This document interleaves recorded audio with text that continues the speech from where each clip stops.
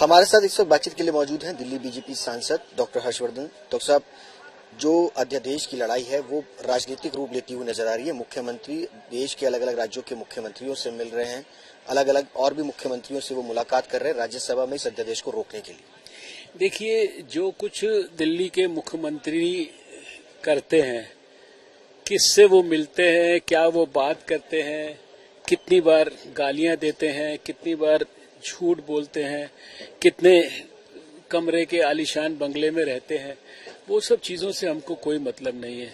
हमको इस बात को सुनिश्चित करना है कि हम चाहे सरकार में दिल्ली में है या नहीं है, दिल्ली के सिस्टम की जो इंटेग्रिटी है, दिल्ली के सिस्टम की जो एडमिनिस्ट्रेशन के माध्यम से जनता के लिए जो डिलीवरी है, उसकी सैंक्टिटी जो है किसी भी कीमत पर वो फैब्रिक किसी तरह से भी डिस्ट्रॉय नहीं होना चाहिए।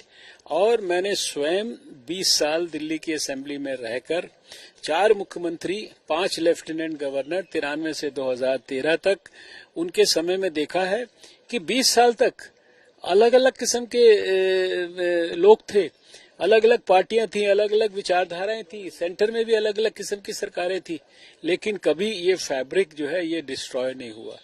अब यहाँ पर एक एनार्किस्ट, जिसको अपने आप को एनार्किस्ट कहने में गर्व महसूस होता है, वो सत्ता के गलियारों में आकर बड़े पद पर आकर बैठे हैं। वो चीफ सेक्रेटरी को बुलाकर जो है अपने एमएलएज के साथ पिटाई करवाते हैं।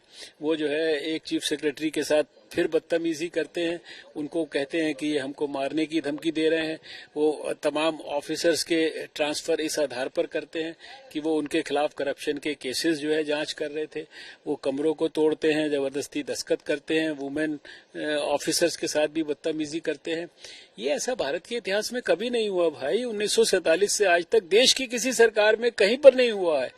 इसीलिए जो कुछ डिस्ट्रैक्शन अरविंद केजरीवाल जी ने इस देश की जो पॉलिटिकल सैंक्टिटी जो मतलब एक तरह से है, उसको जो इन्होंने पहुंचाया है नुकसान, उस नुकसान की भरपाई करने के लिए तुरंत एक्शन तो करना पड़ेगा ना।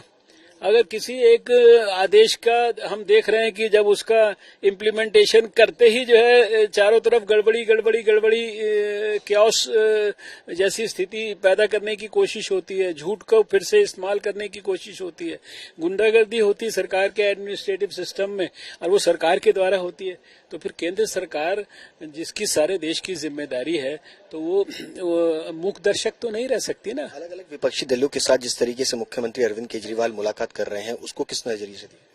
अब देखिए, वो तो मुलाकात जो है करते रहते हैं।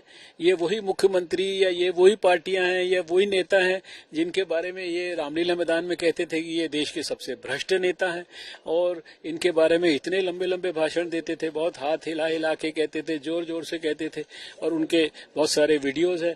अब वही भ्रष्ट लोगों के साथ मिलते हैं, उनके साथ मिलकर अलायंस करते हैं, और जब सवाल पूछा जाता है कि भाई इनसे क्यों आप मिल रहे हैं, तो कहते हैं कि साहब चाहे भले ही भ्रष्ट हैं लेकिन इनको मिलना जरूरी है, क्योंकि हमको जो ईमानदार सरकार देश में है ना नरेंद्र मोदी जी के नेतृत्व में, इसको हराना है, इसको हम हरा नहीं पा रहे हैं, इसमें हमें कठिनाई हो रही है, इसलिए हमको सबको मिलना पड़ेगा। एक आखिरी सवाल, कई सरकारों को आपने देखा है, उनके संग काम भी करा है आपने, लेकर के तमाम सरकारों को देखा है, केंद्र में भी और दिल्ली में भी। किस तरीके का जो अमेंडमेंट अब की बार अध्यादेश जो लाया गया, ऐसे कितनी बार जो अध्यादेश जो है वो लाया गया है? नहीं, अध्यादेश तो देश में देखिए, ये कोई अध्यादेश कोई ऐसी अनयूजुअल प्रक्रिया तो है नहीं कि पहली बार। अभी अगर कोई भारत सरकार को कोई इमरजेंसी निर्णय लेना हो जो देश के हित में है, जनता के हित में है, किसी भी प्रांत के हित में है, तो वो, और खासकर उस समय जब पार्लियामेंट ना चल रही हो और हम पार्लियामेंट के आने का इंतजार नहीं कर सकते हैं, तो ये एक संविधान में जो दी हुई एक औपचारिक प्रक्रिया है, जिसको संविधान की जो है अप्रूवल है, उसमें हम जो है इसको अध्यादेश को हम लाते हैं।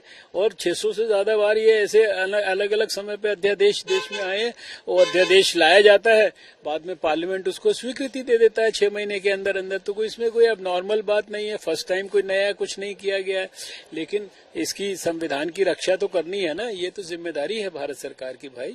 बहुत शुक्रिया बातचीत करने के लिए डॉक्टर हर्षवर्धन। मुझे साफ तौर पर कहना है कि जिस तरीके से अरविंद केजरीवाल उन नेताओं को भ्रष्टाचार कहते थे, उनके खिलाफ कागज लहराया करते थे, आज उन्हीं के साथ मिलकर के सरकार, केंद्र सरकार के खिलाफ आवाज जो है वो बुलंद करते हुए नजर आ रहे हैं। कैमरा पर्सन अंकित खंडेलवाल के साथ सुशांत मेहरा, दिल्ली आज तक।